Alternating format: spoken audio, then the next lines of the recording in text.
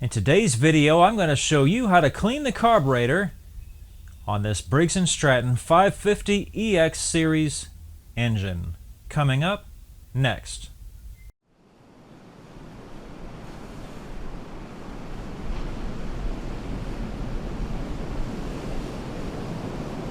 Hello everybody, Rudy here from Take a Bath Productions, here with another video today to show you how to work on this carburetor on the Briggs and Stratton 550EX engine. The 500EX engine is very similar. It just has a primer ball in the middle, and the carburetor is pretty much the same, just a couple of differences in taking the air cleaner off with the bolts, that's all. There's 3 bolts on the top of the engine where the pull cord is at, the spring. These are 5/16. Just pull these out, it makes things easier.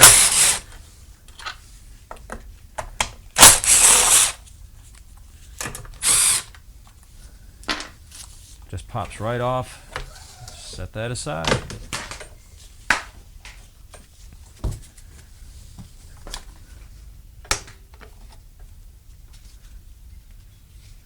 Now's a good time to change your air filter if yours looks terrible. There's 2 different size bolts on this thing. I don't know why they did this. Some genius engineer, I'm sure.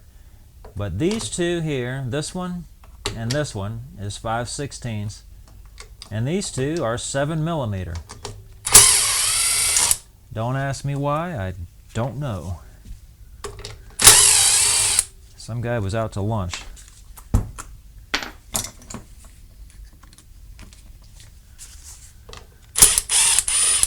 This is actually a pretty easy carburetor. Your first thought when you see, oh, it's a plastic carburetor, it's junk. But it's actually not that bad. So that's it. Those 4 bolts, pull that right off, set it out of the way. And there's not really anything holding the carburetor. Let's see. It might actually be easier to pull the gas tank off to get to the fuel hose is pretty short, so I can't get my pliers in there unless I pull the gas tank off.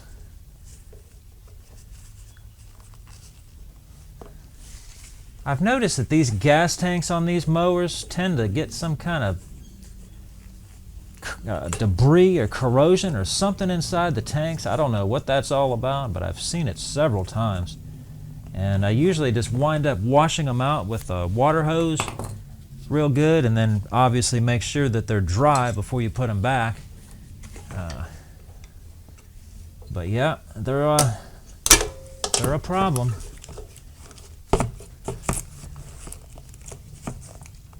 I've already drained the gas out of this one, but if you haven't drained the gas, your best bet is to take a pair of pliers like this and crimp off the fuel line like that. Okay?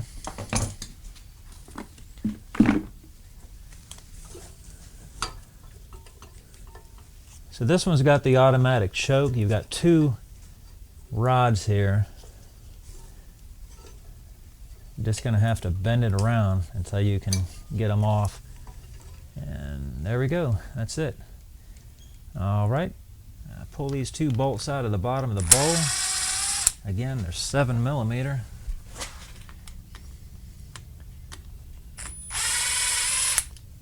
Alright, once you pull the 2 screws out, you're going to need kind of a big screwdriver because there's not much surfaces to pry against.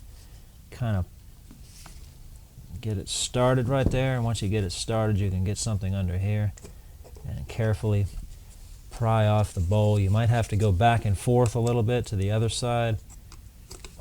Okay. Try not to mark it up too much. Alright, once you get the bowl off, kind of look down here. I don't know if you can see this on the camera, but I see all kinds of junk down in there. Probably the same stuff that came out of the gas tank would be my guess, so we're definitely going to have to clean that up. And this float comes out of here pretty easy. Just like that, it snaps in. Don't lose that pin.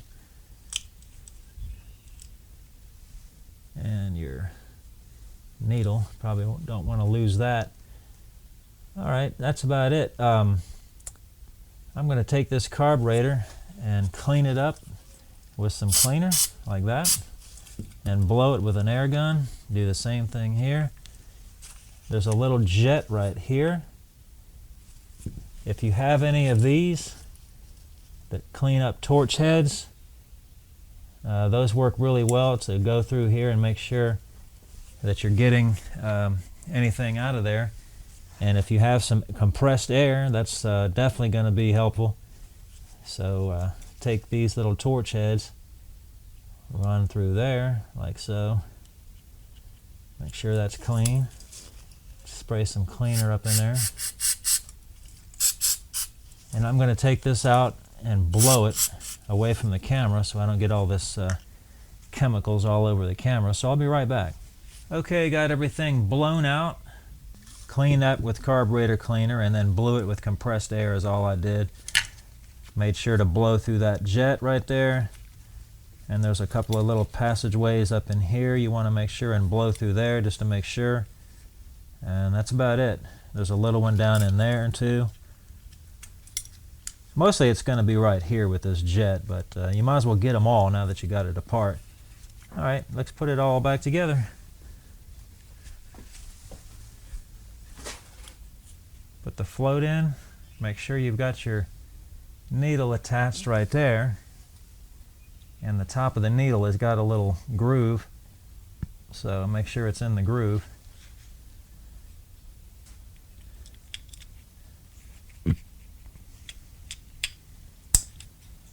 Snap it in.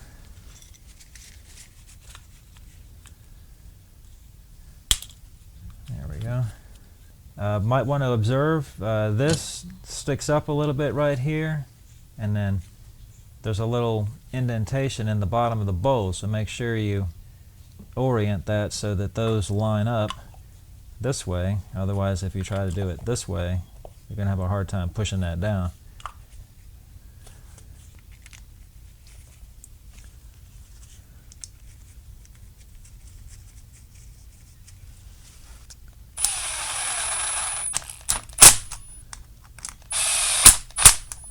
Obviously don't make that real tight, that's plastic into plastic threads.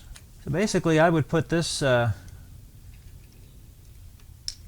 governor rod on first and then kind of turn it this way and get the choke rod on. Let's put the governor on first and then the choke rod second. Seemed like an easier way to do it to me. And that's it. I don't like that that's not bolted to the engine, but I guess when you put the air box on, it pushes it down pretty good. Just another way to build it cheaper, that's all. I would put the gas tank on before the air box just because it's easier to get in here and hook the hose up. If the air box is in the way, you're going to have a hard time getting back there. And if you did wash your gas tank out, remember to let it dry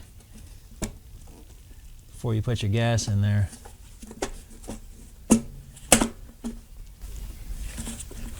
All right.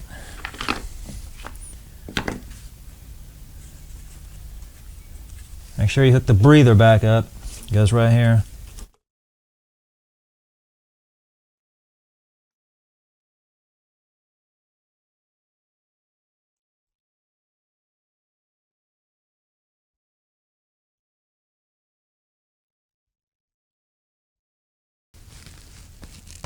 Alright guys, that's about it. If you have any questions, comment below. If you like this video, click on the like button and subscribe to my channel. I come out with videos like this as often as I can. Thanks for watching.